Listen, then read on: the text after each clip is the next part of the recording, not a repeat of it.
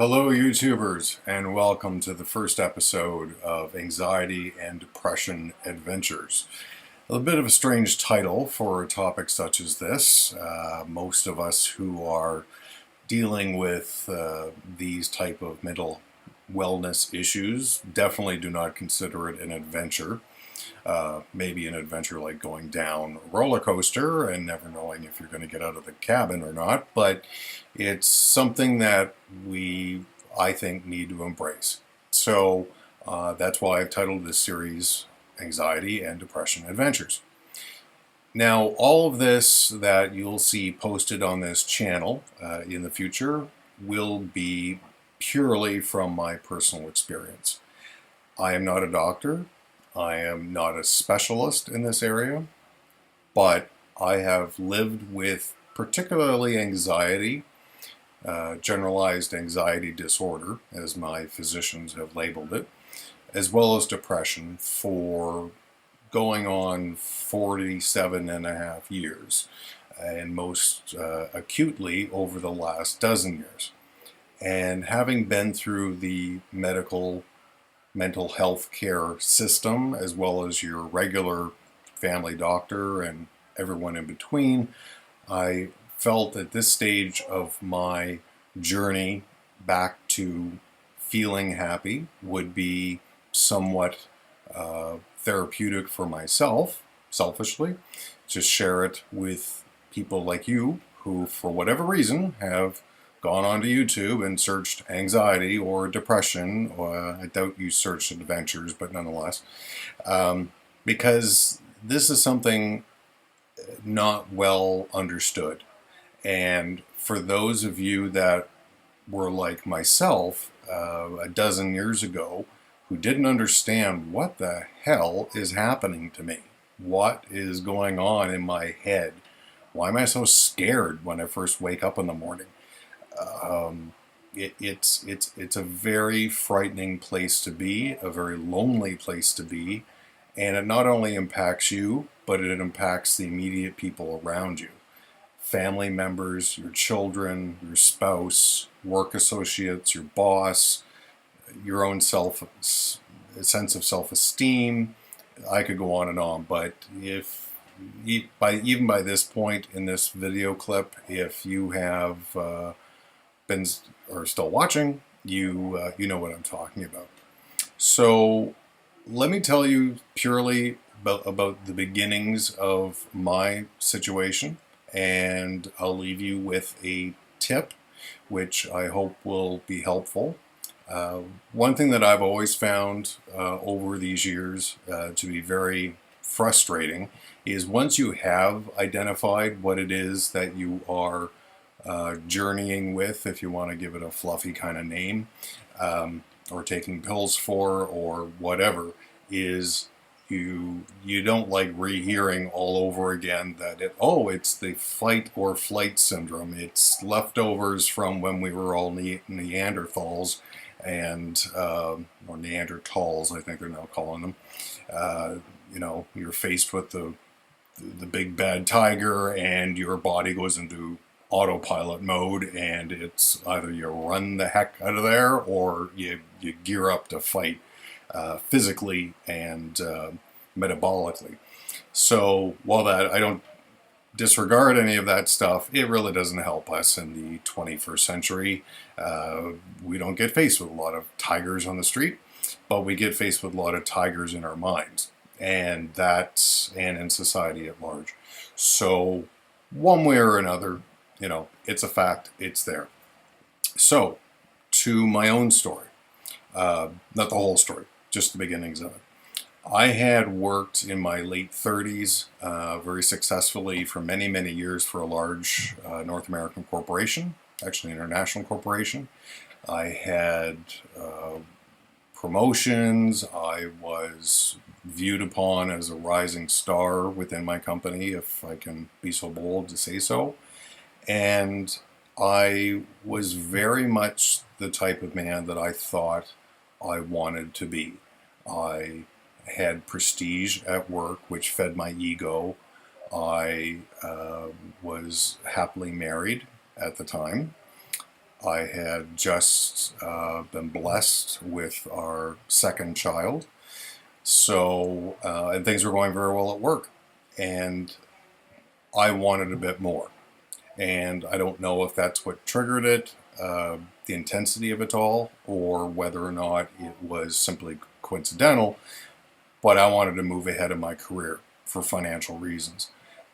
So I decided to leave this wonderful company that I had really invested my heart and soul in for about 13 years and go to another firm, and which was going to offer me more cash. I was going to be the big cheese, and everything looked rosy on the outside. However, the culture of the place was just polar opposite to the business I had been in before.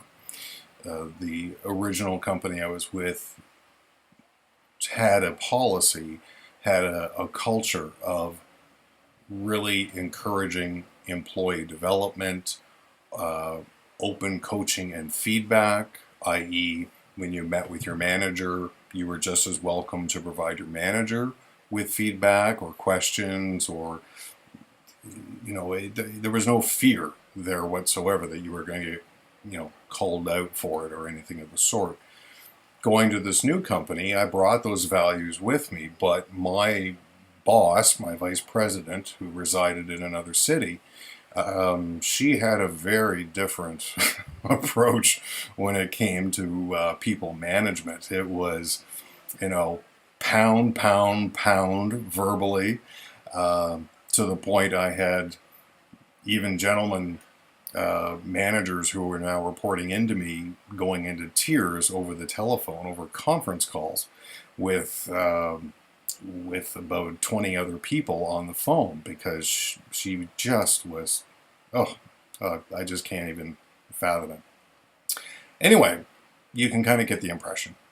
The mantra at this new company, that is the, shall we say, unwritten mission statement of what executives like myself, who was new at it, were to do, was execute or be executed. So it was diametrically different.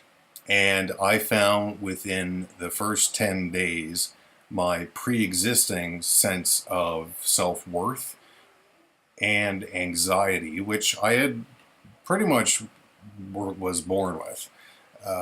My earliest childhood memory is feeling anxious, trying to do something that I was asked to do and not understanding how to do it. I have no idea how old I was, probably 6, maybe 4, I really don't know. But I distinctly remember that moment. And sadly, it was something that was a curse for me my entire life. But because I was never under tremendous amounts of stress, I was able to hide it pretty well. But there was never a day that I went to work where I didn't have butterflies in my stomach. It wasn't getting in the way of me performing my duties, or being happy once I got in there and kind of dug in and got at it.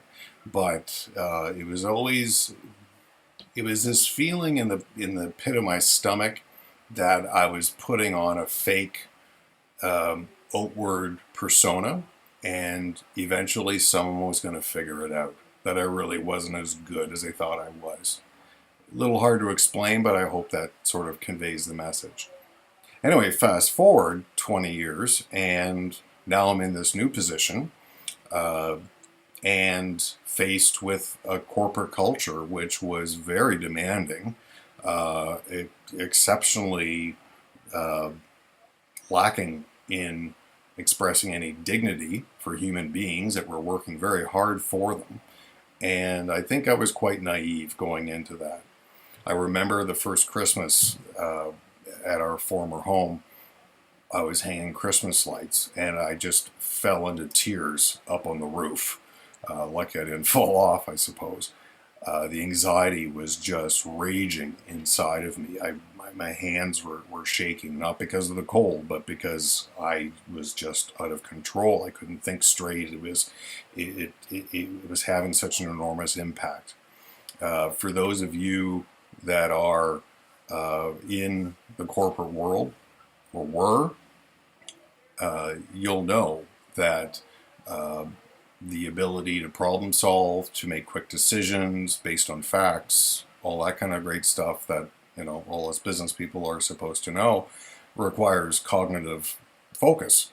And I was losing it at work big time. I would sit in my office and look at reports, and I could understand them, but I wasn't absorbing it. I was having to reread things 10 and 12 times just to get it.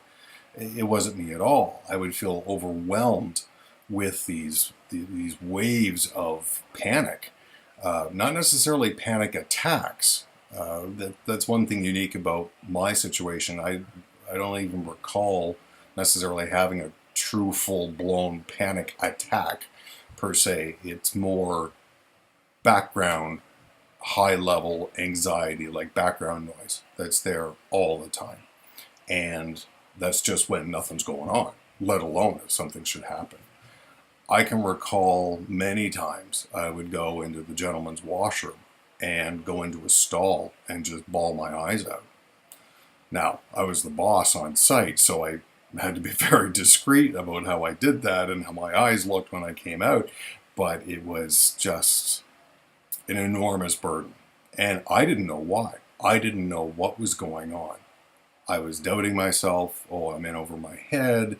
Why did I ever do this? Why did I leave my former company? Blah, blah, blah, blah, blah. And at home, it was being exacerbated by a deteriorating marriage, by high demands of very young children who I love dearly. And it really started to spiral 24/7. I'd wake up at 4 a.m. in the morning in just sheer fear of nothing in particular, just fear of the day. I dropped the kids off at daycare, and I can remember many an occasion when I closed that door and walked to my car, I honestly felt like I was a World War I soldier going off to the trenches with a very true reality of not coming back. It was just horrific. So thankfully, I was fortunate enough to have a family physician, which in my country is something that is sometimes a challenge to get, but a very good family physician in some respects. And I met with him, I explained what was going on, and he was very good at being able to help me understand what I was going through. And it was something that was beneficial initially, not in the long run. Actually, my wife, who I'm now separated from, was the one who actually led me to go to our physician, because she was in the doctor's office for a different reason and saw a pamphlet on the mental health I should delete that out, the mental wellness wall of information that talked about anxiety and what often is called generalized anxiety disorder. And she brought it home. And I can still remember sitting on the couch in front of our living room window and reading through the checklist of symptoms that people often experience. Lack of interest in things you typically have had before, feelings of self-doubt, digestive problems, headaches, obsessive behavior, things of other sorts, like taking on a very non-thoughtful approach to purchasing, like impulse buying and spending money wildly, all in a futile effort to try to make yourself feel better for a very short span of time. And I read it over, and I thought to myself, that's me. That's what I feel. That's how I've been behaving. So that was the entry point to my family physician. His immediate response, and well, I'll save that for another video. What I would like to share with you folks is the whole point of identifying what is going on, because it's a very scary feeling to be going through this in the absence of understanding. So if you are looking at this video either because you are wondering what's going on with you, or you have a hint it might be anxiety, which is just the flip side of the coin to depression, which I also have gone through, or if you're a family member concerned about someone else, it all boils down to the same thing, which is get help. It is something you cannot, in my opinion, go through without the possibility of some very sad consequences, if you get my drift, without understanding what it is, without feeling you have a lifeline, preferably a professional, a physician, a psychiatrist, a psychologist, someone in a position of experience in helping others understand what is going on with them. So hence I went to the doctor, and initially I felt really good, and he prescribed me some medications, tranquilizers, that sort of thing, and it did help initially. Now we're talking 12 years ago for me at this point. It was beneficial because it masked the symptoms, but it did not address the problem. And I want to give you a heads up right out of the gate, which is the addressing the symptoms is not the point of the path to feeling better. It's a short-term band-aid, but it is not the resolution to it. Now, of course, much of this depends on why you're feeling this way. There are those out there who will get very, very anxious and uptight due to a specific time-constrained scenario, a death in the family, loss of work, financial difficulties, facing bankruptcy, losing a business, things that put a very, very inordinately heavy weight on your mind and in your heart, and that's understandable.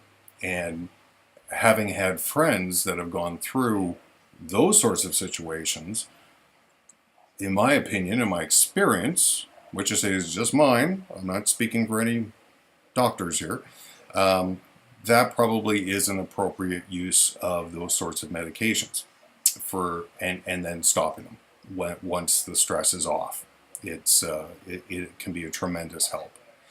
For those that are like myself, where it's either probably genetic in nature or something in the environment when I was a young child, or there can be physiological reasons for it as well, two of which come to mind is one can be a tumor on your kidney, believe it or not.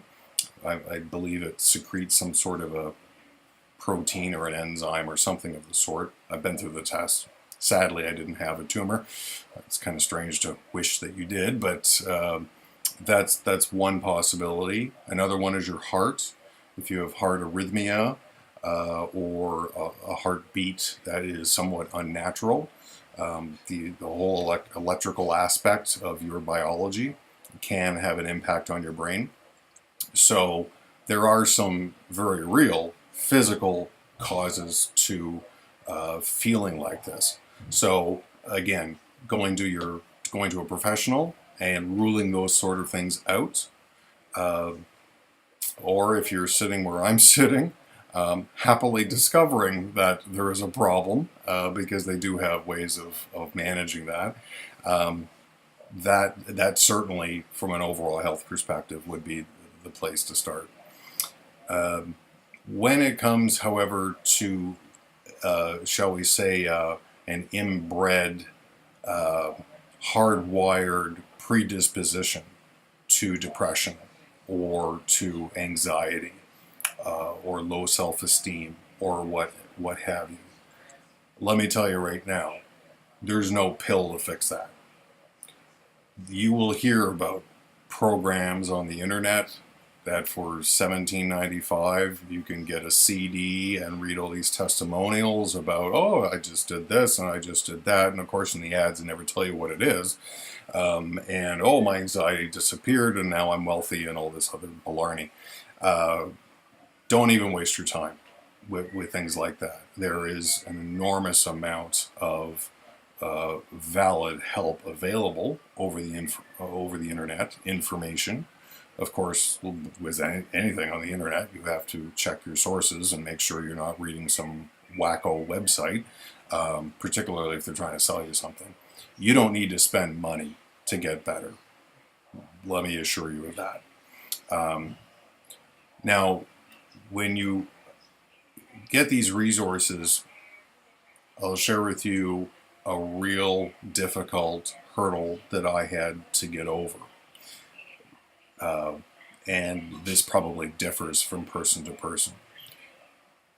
For me, initially the meds helped, but my body metabolized those meds fairly quickly to the point that the doctor had to begin increasing the dosage to get the same releasing effect, to calm down and to be able to think clearly at work. And that's kind of a dangerous route to take. And I'll be honest with you, the one medication out of dozens that my physicians have tried, I'm still on today, and it's the only one still, ironically, that does at least bring the anxiety to a point where I can manage it. So, but it has a backlash effect in the sense that you're becoming addicted. In my case, it's clonazepam.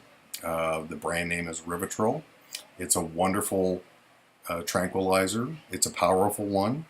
And currently I am on the second highest dose, which by the book should be prescribed to people before cognitive issues become a side effect of what's going on. So I'm still working through that to find a way, a coping mechanism in order to be able to diminish my usage of it. So medication is one route. But here's the thing. For some of us, this is the way that we are going to our grave. And I don't mean that in a premature way. Do not get me wrong. Suicide is not, absolutely not, going to make you feel better. And I have known people's families where someone has taken that path, and the utter horrific impact that it has to people's children, to their spouses, to those who love them that are left behind. And of course, everyone else says, how on earth could he have taken his own life with 5 children and a wife at home and a good career? How selfish of him to do that. Well, I've been there on a couple of occasions. And let me tell you, when you get into that hole, and this is where depression really takes over, when you get into that black, empty abyss, you're not thinking straight. Let's be frank. You're actually thinking you're going to be less of a burden to other people. You're going to be finally released from this pain. You are, whether you're religious or whatever you are, wherever you think your soul is going to go, it's going to be a better place. And it's going to be better for everyone all around. It's amazing how your mind can trick you into rationalizing that taking your own life somehow is going to make your family's life better or yours better. And I'm still here today, and I'm not thinking that way anymore, but there were times when I did. So be very aware of your thoughts. Be very aware of the solutions that you think are the wise ones to take. Your mind can be a wonderful tool. It can be a horrific master. And by that, in the words of my psychologist, is that your mind is hardwired naturally to watch for danger and to get you out of it, which, that seems like a good thing. But your brain, as sophisticated as it is, certainly isn't living in the 21st century from a biological standpoint. There are a lot of remnants from hundreds, if not thousands of years ago that, switch on and switch off, that put you in a certain state and make you feel and think in a certain way. So getting over that trap of going with what your gut feels is telling you is the right thing to do, particularly when you're in a vulnerable time, that is essential. Sometimes when you are in this abyss, I shouldn't say sometimes, frequently for me, when I would be in a very, very deep hole, the things that I felt I wanted to do, which were few and far between, I can tell you, were absolutely counterproductive. I started smoking, which I don't know why. I thought that was somehow going to make me feel better when you think about it rationally.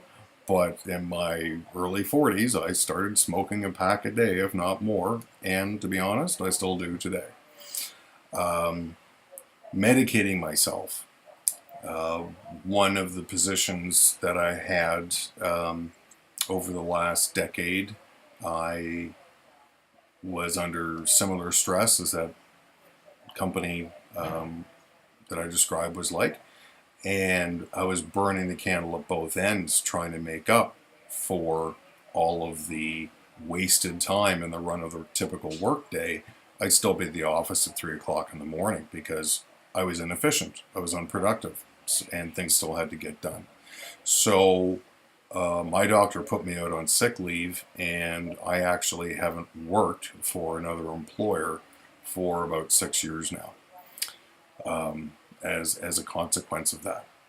Anyway, whether I went out on sick leave and that was the right thing to do, turned into long-term disability, rightly or wrongly, once I was out of a social environment, which is very important to have, coworkers, direct reports, bosses, whatever, it's still social interaction. It's still functioning in society.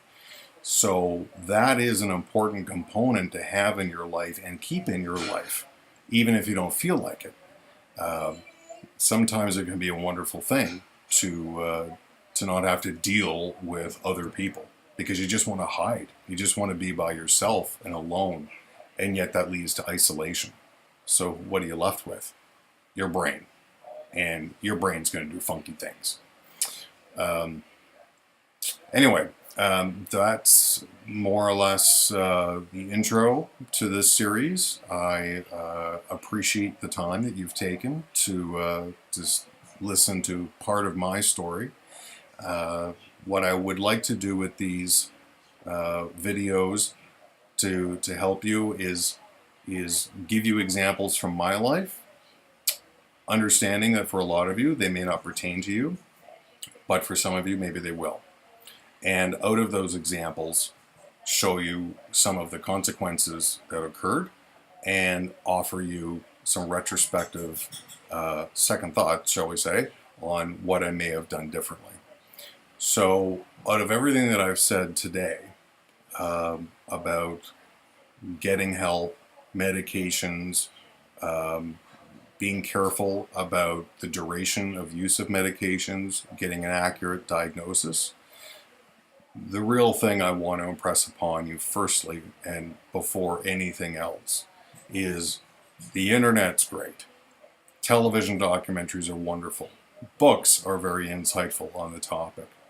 But if you're feeling differently, significantly different, and it is obstructing your normal flow of your life that you have, say, had all your life or for 20 years or whatever, if you're noticing in recent months, more than a couple of days, But if you've noticed over a lengthy period of time, uh, feeling depressed, a loss of energy, a loss of appetite, or overeating, or indulging in alcohol more than you used to, and you're just in pain.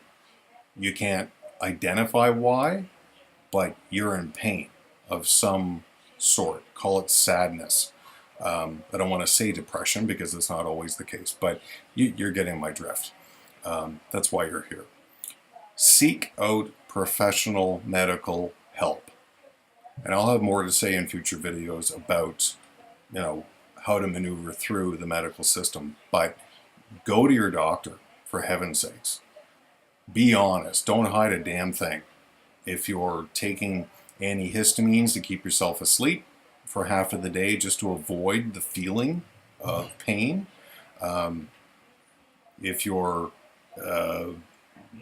calling in sick to work too frequently because you just don't want to face walking in the office. If you suddenly have social anxiety where going to the mall is to do your grocery shopping is intensely stressful for you, where 6 months ago it never was. If you're fortunate enough to have a family physician, book an appointment and get in there and tell them exactly what's going on. If you don't have a family physician, go to ER, the emergency room. Go in there. Yeah, it's going to be a long wait, but nonetheless, get to somewhere.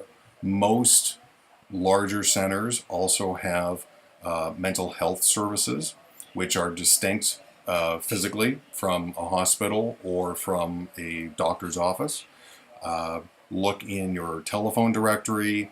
Dialing 911 wouldn't necessarily be wise, I don't think, unless you're on the verge of committing suicide. But I think most of us know that there are resources readily available in your telephone book, if you still use the old paper version, on the internet for your community.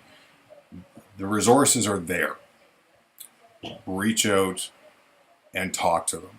Best case scenario, hey, you don't fall into this category. It's something else, and they'll know. But in all likelihood, there is something that that should at least be addressed in one way or another. So that's your tip for this video. I hope this has been informative, and I welcome you to leave any comments below in here that on your screen. And if you think this series that will hopefully continue for an ongoing period of time is something you would like to continue subscribing to, then certainly by all means I would appreciate you clicking on, at a minimum, the like button and the subscribe button. And I'm not sure at this stage exactly what the frequency of these videos are going to be. I'm still learning how to edit these things, but nonetheless, like I said, if you like what you've heard so far and you want to hear a true life story, which is still in progress, hey, what the heck is what have you got to lose except maybe 10 or 20 minutes of your time once in a while? And if well, I was going to say, if you're not interested, don't subscribe. But if you're not interested, you would have bailed before this, I think. So anyway, have a great day. Remember, you are worthwhile. You have value. You are a